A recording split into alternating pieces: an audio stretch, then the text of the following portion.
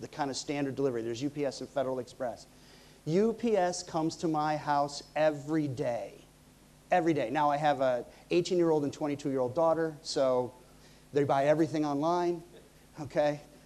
Funny story, the UPS guy came, and I hear the door, they have this kind of distinctive, the door slides open. He runs up into the, I hear him come up to the porch, and I answer the door. And he looks at me. He goes, "You don't look very happy." And I said, he said, "You don't look as happy as the girls." I said, "That's because I pay for all this stuff." It is phenomenal how the customer, as was said earlier in the video, is just looking to get it any way they can. And the pressure that puts on all of us in the supply chain to be able to deliver is tremendous. And look at some of these statistics. We're transforming from a physical to a total delivered over the internet model. This shows the growth going out from 2012 to 2017 of 9%, which is the shift from physical to e-commerce. And here's some pretty, this is a busy slide, but take a look. There's some really important statistics on here, which is, if you take a look up here, 21%, or US $1 trillion, is we're going to cross that for e-commerce this year. $1 trillion delivered over the internet. And when you look at these statistics for retail, you notice the biggest bubble is not in the United States. The biggest bubble is in Asia. If you also take a look at where the growth is going to be, the far one on the right, Alibaba, which is the Chinese platform for delivering online stuff. They're not actually the sites. They have some sites, but they're actually the platform, is going to deliver more in China than all electronic commerce in the United States combined. That's how fundamentally it's changing there. So the race is on, and it's on not just in the United States, it's on in all over the world. The #1 store, this is a really cool store. When you go into the subway in China, you see these giant posters. And the first time I saw this, I said, "What is that?" It's giant posters of all the goods. And I was like, that's a really weird way to advertise your goods. You take your phone, so you're going to work in the morning, you go to the subway 5 minutes early, take your smartphone, and you go tick, tick, tick, tick of all the things in the photos of the goods, and all those things get delivered to your house. How cool is that? Talk about not have to worry about shopping. But think about the thought process that went into how do you combine physical and digital? How do you do that? And that's a really interesting, the way that they came up with this is, we're going to replicate the store in the subway on a piece of paper and then give them the ability to digitally shop it. And that's a different way of thinking, and that's the kind of out-of-the-box thinking that you have to have if you want to survive. Now let me talk a little bit about India. And the reason I talk about India is because it's the closest place to here. You guys want to sell to India. Everybody I talk to is we're going to try to establish a brand in India. I know Amante has had some good successes there. And actually, I was coming in on the road from the airport, and I saw a big poster for Amante, a big billboard. So I guess now we're also going after the Sri Lankan market. But if you take a look at the Indian market is a complete challenge. It's less than 10% organized. And what do I mean by organized? So as big as it is, only 90% of it is done in mom and pop shops on the sides of the roads. It's only 10% is actually organized retail. That's a really, really hard market to crack, particularly if you want to open physical space. And I've been up there and have met with the CEO of Stop and Shop and some of the other places up there to talk about their challenges. But they're really, really taking a look at the internet as the e-commerce as the way to really go from this kind of disorganized country to a totally organized. I'm not saying India's disorganized. I'm just saying the retail's disorganized.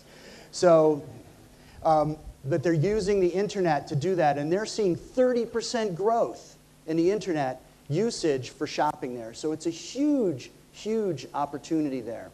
And if you take a look at the growth, you can see that it's across all the goods. And this is Google searches for products in India. And you can see it's consumer electronics. What's #2? Apparel. So they're shopping for all kinds of goods electronically in India. Take a look at the major brands that are online. Most of these are startups. Most of these, Jabong and Flipchart and Yebi. Now, I don't know how many of them are actually going to survive, but they're startups. And you know what the challenge is? Not only is the challenge of not having the organized retail, the other challenge in India is there's no organized delivery system. So not only do we have to figure out how to get everything, but to deliver it, the last mile for Yebi, when I mean the last mile, is getting it actually to the consumer, is actually delivered by different couriers all over the country. So it's a really, really good, big challenge, but it's still growing by 30%. So it's amazing what they're doing there. So when you take a look at the emerging markets, they have a huge advantage over North America and Europe from a transition to e-commerce. The real challenge in the US right now and in Europe is the huge investment all these companies have made, the retailers, in stores.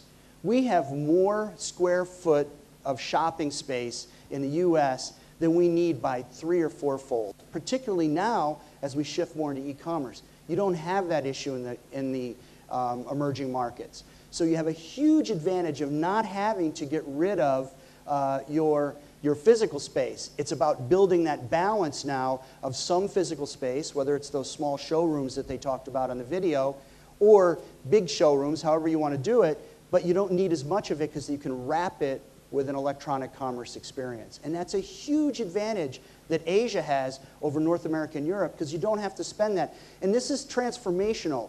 Think about the cell phone. The reason why cell phones took off so well in Asia is because you didn't have the landlines. You never had that. It was a complete leapfrog. And the same thing will happen with Asian retail, going from disorganized, physical, to a really sophisticated online and organized electronic commerce retail. And that's a huge advantage for Asia. Now, if you take a look at China, China is also going through a huge growth in e-commerce, and it's growing really, really quickly. They're further along in the journey there with what's going on. In the US, it's all about how do we get ahead of Amazon. And I talked a little bit about this last year for those of you who are here about the Amazon challenge. Look, those orange things are their robots, allowing them to actually pick and pack way faster than everybody else. And so the big battle in the US is how do you stay ahead of Amazon and how do you try to get that experience and make it happen for your customers. So there's also in Asia some opportunities. There's a huge growing middle class here. In China, the leadership of the country are pushing very, very hard to make the shift from an export-driven economy to a locally manufactured economy. So that's going to provide all kinds of opportunities for people to develop an e-commerce market there and actually make penetration in there. And also production for Asia. One of the biggest challenges that most of the customers that we serve with our supply chain technology is they're seeing their Asian suppliers, particularly in China, say we don't want to make for you anymore because it's more profitable for us to make for the local market. But that's a huge opportunity for companies here to actually make for the local market. So what does all this kind of technology, e-commerce, what does that do to all of us? Kumar talked about the challenge of Zara and going to these 4-week cycles. It is infinitely more difficult to go from all these long cycles to these 20-week, from 20 weeks to 4-week cycles. It's infinitely more difficult to actually satisfy the consumer over the internet. Because if you take a look at the consumer, their access to technology has taught them that they can get anything they want instantly. I can download anything I want instantly. They want that same experience with physical goods. It's how do I get that thing that I just ordered, how do I get it immediately? And that all sounds well and good, and we all want to make that happen, but what does that do to our supply chains? How complicated is it to do that? And not only if you have a global supply chain, and we work with some pretty interesting brands doing some pretty interesting things, they have to understand where all the goods are in their supply chain at every point, because they don't know where they're going to have to ship from. Are they going to ship directly from the factory? Like we do some stuff with Adidas where you design the sneakers online, you ship directly from the factory. Is it going to ship from in transit? Is it going to ship from a warehouse?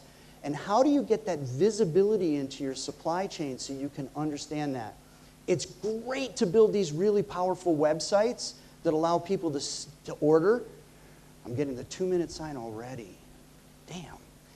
It's great to build all these websites and let people see and order all the stuff, but if you can't deliver it, if you can't make your supply chain work, you have real challenges, and that's what's happening.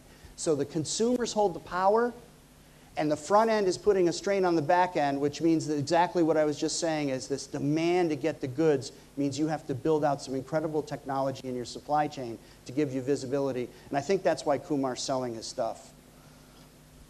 While you're selling your factories. It's just too hard, right?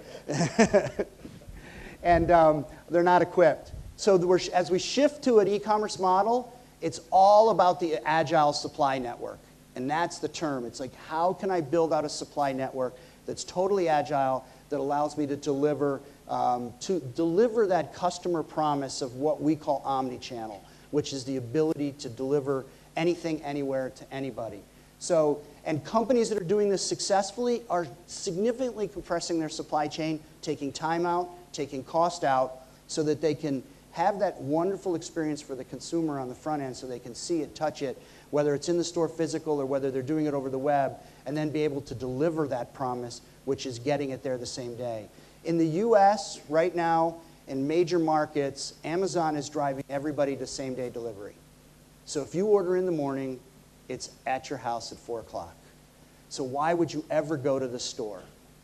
Why? Unless you have to touch it, unless you have to smell it, why would you ever go to the store? And in New York, companies like Fresh Direct, they deliver food. So you get a box of food every day. You don't even have to go touch the vegetables because they guarantee that everything's going to be good. And that kind of pressure is changing the supply chains. Just looking in the last minute here, the growth in retail, the top 6 retailers that are growing are not in North America, they're in Asia Pacific. This is where the growth is. And for Sri Lanka, the opportunity for you to be a part of that and to contribute to that is huge. And so the companies here that can really seize that, make their supply chains better. If you're in fashion, incorporate the kind of stuff that the students that Linda's bringing out, that doing this beautiful design, incorporate them. You can be a part of a huge revolution in Asia right now with the growth of retail. So this is a time, this is the seize the moment. And in the 30 seconds I have left, the last thing I'm really happy about is after the Commonwealth meetings in 6 weeks, all these construction projects will be over, okay? And maybe, just maybe, the highway from the airport will be finished. So anyways, I'm really happy to be back here and to co-moderate this with Kumar. I love being here, and that's just a little thought on retail. So thank you all for listening.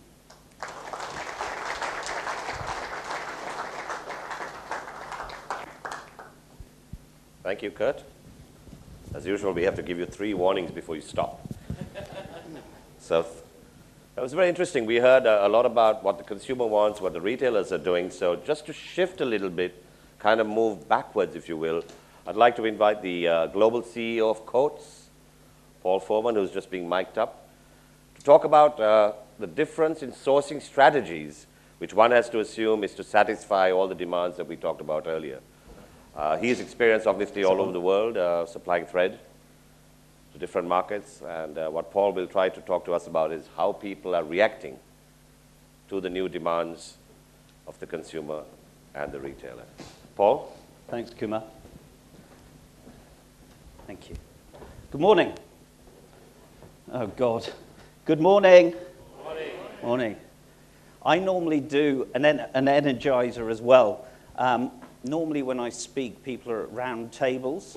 So I normally ask people to do 2 anti-clockwise and 1 clockwise circuit, etc. Looking at the layout of the tables here, if I try and do that, we're going to have some kind of logistical disaster and health and safety disaster, so we won't do that.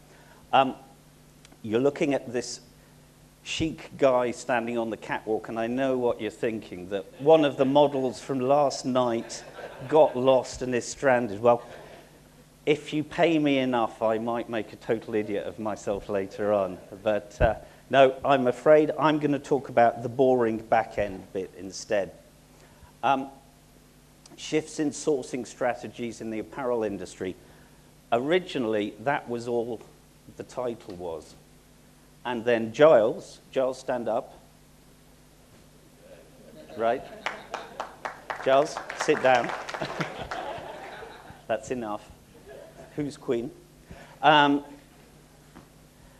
Giles put a global CEO's perspective on it. And I thought this morning, hang on, why did he do that? And there are two, we'll have a vote at the end. There's two. One of which is that given the privilege of my position running a global company, I can actually witness trends, etc. The other is being a CEO, what I'm going to say is inevitably bland, generic, and if it comes to answering questions, I will be no use at all. So we'll decide at the end which is the more germane description. So what I'd like to do is just talk a little bit about coats and why I think we can actually meaningfully comment on these trends. I want to talk to you about the physical trends. I want to talk to you about strategic trends in sourcing. I'd like to just give you some examples as to how we Coats are responding to those. And then I think you and I are going to come up and answer any questions or ask each other questions if there's a kind of embarrassed silence, okay? We'll just kind of jive, okay? Some of the things I'm going to say you will like. Some of the things I'm going to say you won't like. Some of the things I'm going to say you will agree with. Some of the things you probably won't agree with, which is kind of what it's all about. So, coats, what do? We basically make thread. And we make zips, and we make trims. So we are a component supplier. 1 in 5 garments in the world is held together with our thread. And probably looking around the quality of the room here, it's probably about 1 in 2, maximum 1 in 3. So a third of your clothes would drop off if we didn't do what we did. If I get to choose the third, that's fine. If it's random, it's a nightmare waiting to happen, actually. Textile crafts, we're the #1 in the world there. In zips, we are the 2nd largest. We're quite big, as we'll talk about a bit more. The bottom one, perhaps I could just draw your attention to. We reckon there are about 50,000 clothing contractors in the world. We sell to 35,000 of those, so about 70% of the people making apparel and footwear on the planet currently have the dubious privilege of being supplied by Coats.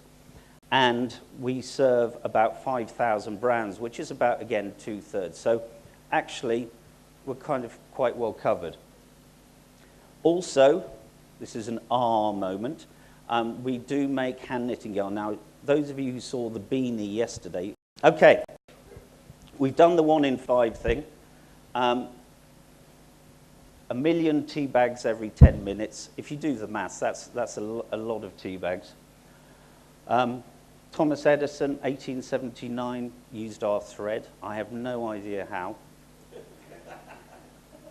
I'd have thought it's a bloody stupid idea to use thread to make a light bulb, but there we go. We are, however, in things like medical, we're the largest supplier of sutures in the world. So essentially, if you think of us as a clever, thin line company, that's what we're about. On the right-hand side, Coats produces enough thread to reach around the equator every 11 minutes.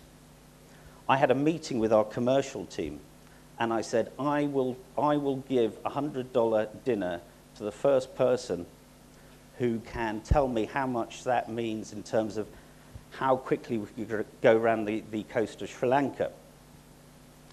8 attempts later and a day, we finally found out that it is 22.1 seconds. So every 22 seconds, we make enough thread to go around the entire coastline of Sri Lanka. Now, if you have not heard a boring, useless fact before that, one is to share when there is an embarrassing lull in your dinner parties, basically. What about Coats in Sri Lanka? We've been here since 1979. We have over 600 employees. Basically, we make in Sri Lanka for Sri Lanka. And it is a good business for us, and it is one that we have been delighted to be part of and will continue to grow. And I think the key point there is this proximity to the customer. Sri Lankan garment production is a very dynamic phenomenon, and is probably the most stimulating customer base we have in the world. And I don't go around every country saying, and funnily enough, Indian/Danish/Swiss base, it is genuinely probably at the leading edge in terms of interaction and thinking. And that's a huge asset that's not being used properly by yourselves. So why do we like Sri Lanka? The skills, the education levels, the efficiency of the factories, all of these fantastic assets which we believe Sri Lanka can and will use to greater advantage in the future. So, Coats, why do I think we are a useful barometer? I think that effectively with our range, our products, our coverage, we're pretty well placed to opine on what's going on in your industry. So if I then move on, what are the physical trends? If you look at the journey that Coats has undergone in the last decade, we've gone from 111 to 70 sites. But more critically, we have effectively moved out of the Western world at a cost of $750 million. A journey that's pretty much done now. Why is that? It wasn't to lower our own cost. It was because in the last decade, there has been an unprecedented shift. No industry. Do you need to go to the little boys' room, Kumar? Just bring in them. No industry has moved with such rapidity. And so we have had to follow that customer base because essentially we have to supply our customers in 48 hours. So this is where we are now. That effectively maps the apparel and footwear industry in the world. There is not a lot in Greenland. For reasons that I have no idea about, Paraguay is an apparel desert. That's the grey one in the middle of Latin America there. And obviously there's not a lot going on. Actually, I was talking to Chad and I mentioned we're not in Burkina Faso. And he said, we've got a factory in Burkina Faso. I thought, oh gosh, of all the chances. Anyway, so this is where we are. The important thing when we look at physical trends, however, is where are the hot spots and where is not. Now, this is one, the deal I had is you switch off. Now I want you to switch on, please. Okay, Kumar, are you paying attention? These are the slowest growth areas for apparel. So you've got North America, Latin America, Western Europe, and Australasia. The middle growth is Central America, North Africa, Southern Africa, and Northeast Asia. And essentially, if you think of blue as being 3% or less, yellow being 3% to about 8%, and then red being broadly double digits, you get a pretty good idea. And bear in mind, as I say, we typically have 30 or 40% of a market, so a pretty good barometer where the growth is. So Central and Eastern Europe, South Asia, and Southeast Asia. So that's where the dollar is going at the moment in the apparel and footwear industry. Some comments on that. North America. I was having a chat with, again, Chad yesterday about, is North America really building again? The question is, it makes great publicity, but actually nobody in North America knows how to make clothes. So what are they doing? They're talking about importing workers from, say, places like this to build the North American industry up again. It makes great copy, guys, but it doesn't make an awful lot of economic sense as an industry-wide phenomenon. Central America, that will continue to grow, whether it be Dominican Republic, whether it be Honduras or whatever, primarily because America and Europe have this dual near sourcing and far sourcing strategy, and we see no sign of that abating at all. South America is in sluggish mode. Brazil has managed economically to snatch defeat out of the jaws of victory and is suffering hugely from imports. So that's a tough market at the moment. Western Europe stable. Actually, the trends are that we've probably been through the worst in terms of demand. So that's kind of encouraging. The really big area for growth is Turkey. Turkey is growing very, very significantly. And a bit like Sri Lanka, there's a hell of a lot of expertise and talent there. So if you like, what is the Sri Lanka of Europe? I would say Turkey is.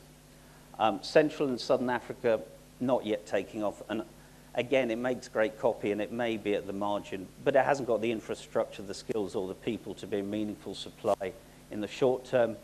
The biggest, hottest spot in the world is Southeast Asia. And I'll name some countries. South Asia is number 2 in the pop chart, and Northeast Asia. China, you can't ignore it. It still makes 1 in 2 pieces of clothing. But essentially, what we're seeing is that apparel manufacturers there are much more content to focus on supplying the growth in the domestic demand, particularly the mid and upper segment. Who are the top 5 at the moment? Bangladesh, Vietnam, Indonesia, Turkey, India. I've got one there, thank you very much. India, but obviously China, you can't escape. Most people could live off the scraps of China's table. Those are the 5 top growth markets. So that's the physical trend. What are the strategic trends? Please pay attention to this slide. Wake up. I'm not going to do, I can't sing, so if I make you do happy and you know it, you'd be very unhappy. It's a good way of putting it, Kurt. Thank you. Thank you. Pithy to the point. There are 5 things that we believe are important either for the manufacturers of apparel or the suppliers to those. It is if you take coats, every year we have to pay $40 million US more for labor and energy. So if we do nothing, if we do not grow, in 4 years we have no profit. We make roughly 150 million US. Double-digit structural cost inflation is the law of gravity in our industry. And anybody who tells you anything else is smoking some very strange substance. The second, forget total supply chain inventory pressures. Think about one word with 4 letters, time.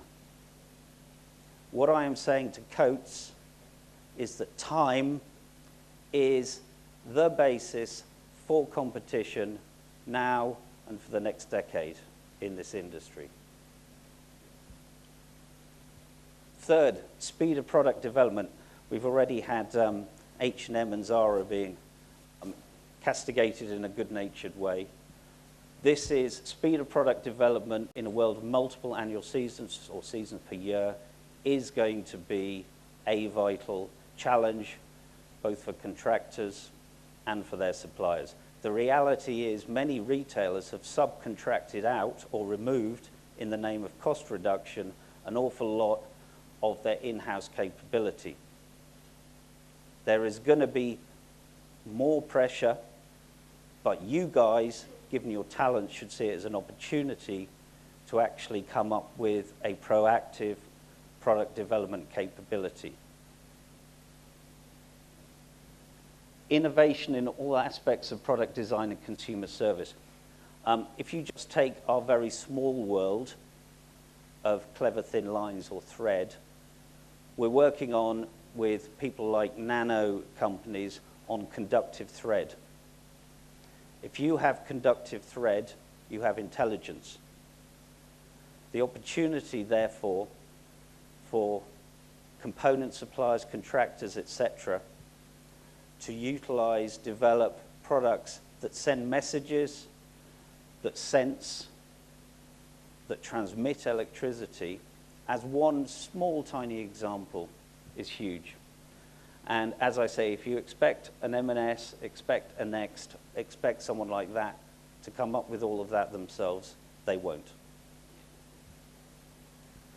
I've probably alienated some of our customers and lost Giles billions of business now. Giles doesn't agree with that statement, by the way, everyone. And the fifth and final thing, and I put responsible behavior. I'm really talking, Nikhil, where's Nikhil? I'm talking about sustainability. I'm talking about being a responsible corporate citizen, but also there are certain customers who have nominated and insist on using a company like Coates, we won't just say Coates, because of the need to protect brand reputation. So yes, quality is a given, yes, a competitive price, but these 5 things will ensure, in our opinion, our success, but all of the success of everyone in the supply chain. Some of the things that are doing. Let's recognize at the bottom that, in my opinion, our industry is somewhere between 50 and 100 years behind in its development. I said you may not agree with everything, but compared to, say, the automotive or the aeronautic industry or whatever, I reckon we're about half to a full century behind. What are the things that we should be doing? Better supply integration, including information sharing. We still operate in an industry where information is perceived as power, not as an opportunity. That's a very, very backward-looking and, frankly, self-defeating mentality, and people need to grow up. Process improvement-based approaches, Lean Six Sigma. The Sri Lankan apparel industry is streets ahead of anyone else. The great news is you are the most sophisticated producers of garments in the world in terms of how you think.